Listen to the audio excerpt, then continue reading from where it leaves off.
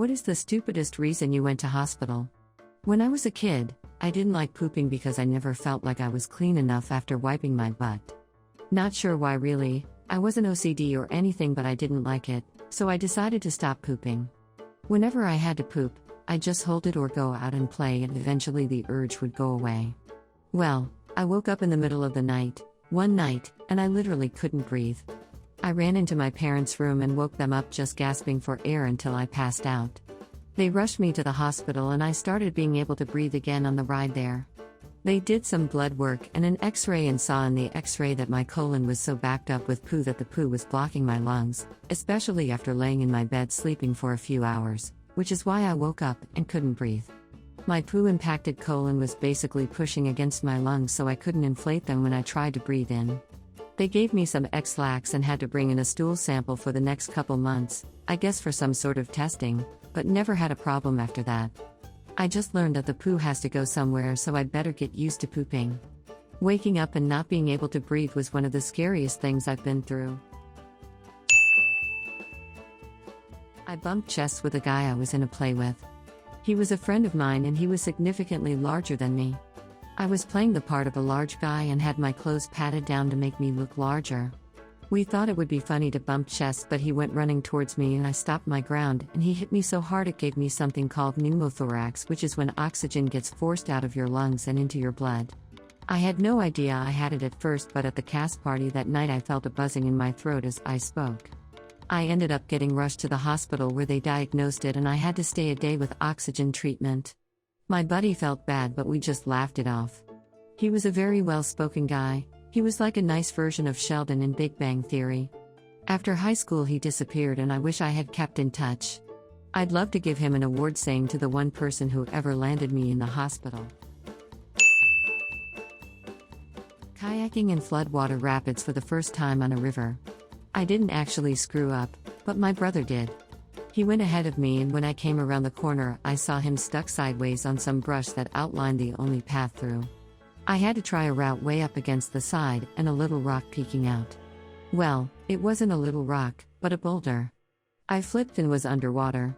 I put my arm down to prop myself up so I could breathe, and at that time the kayak filled with water and went downstream with my body inside, arm stuck on a rock.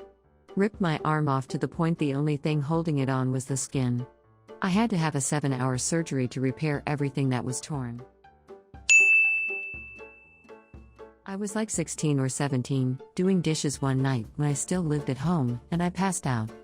I also ended up slamming my head on the ground. I woke up to my parents with the paramedics propping me up on our recliner. After I barely responded to any stimuli, they rushed me to the hospital to figure out what was wrong. I'm getting my shirt cut open, there's wires being hooked up to me and a catheter gets shoved in. Not fun when you can still feel pain but not react. I get intubated on Monday? And wake up Wednesday still in the hospital. Once I woke up, my parents tell me everything. Apparently once I was out at the hospital, I had a massive allergic reaction to the anesthetic they gave me and I broke out in hives. So that took a whole day to fix, and they still had no idea why I passed out. They did x-rays and scans and saw no damage to my head from hitting the ground, but the doctors realized I was severely backed up in my intestines. So once I was stable enough for the doctors, you know what they did? Enema. For anyone who hasn't had the pleasure of getting one, they basically shoot a water solution straight up your butt and ask to hold for 10 minutes before you go. I think I held it for maybe 5 before rushing for the bathroom. To this date, that was one of the longest and most painful bout of anal evacuation I've ever had. Somehow I was so backed up that my body couldn't handle it. Now I poop daily to never have to deal with that level of drama and embarrassment again. 6th grade, last day before Christmas break.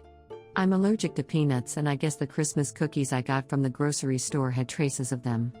Forgot why I specifically brought some in. I think maybe I had promised to for class at some point. One of those things where everyone has to bring something, and I picked cookies because it's easy. Anyway, the reaction hit about 20 minutes before dismissal and I knew it. Figured if I could pretend to be fine long enough to get in my mom's car, then I could just throw up at home. My allergy isn't that severe. I vomit and stuff, but I'm good after a few hours.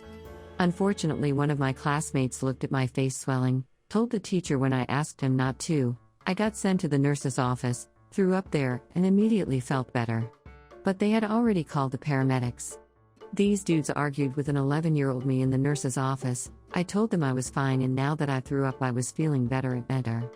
They insisted I had to go to the hospital. They made me pick up my stuff and walk into the ambulance, then strap me down and rush me to the hospital where I was already fine, and had to stay for 4 hours or so. That was a fun bill. About 24 years ago, I ate almost a whole quart of Korean kimchi for dinner. It was so peppery, spicy, and so good, I just couldn't stop eating it. That night, I experienced the most excruciating stomach pains, much worse than when my appendix burst 10 years ago. It was so bad, I stripped off all my clothes and sat in my boxer briefs on my front porch step, writhing in agony, holding my now bloated stomach. My wife finally took me to the ER, and they put in my arm with some painkiller and admitted me for a 23-hour observation. As the night went on, the pain subsided and I finally started feeling better. Fast forward to the morning and I was feeling much better and pretty much back to normal. As the hospital was preparing to discharge me, the night shift was replaced by the daylight shift, and a few nurses came in to check on me, followed by the new attending ER doctor, a Korean.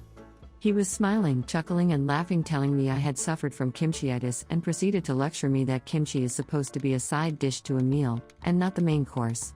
I really made his day, and everyone, including my sleep-deprived wife who sat with me the whole night, were laughing, shaking their heads, and grinning at my stupidity.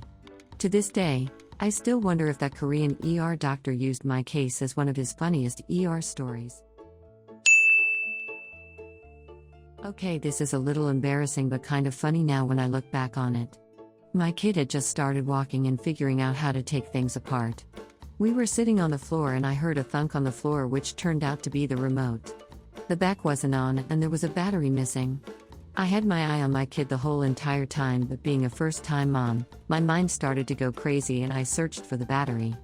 I searched high and low through the whole entire area of the living room. I'm talking took of couch cushions, knifed open the bottom of the couch, opened pillows, took apart anything that opened, boxes, cars, blocks, etc. I could not find this battery anywhere.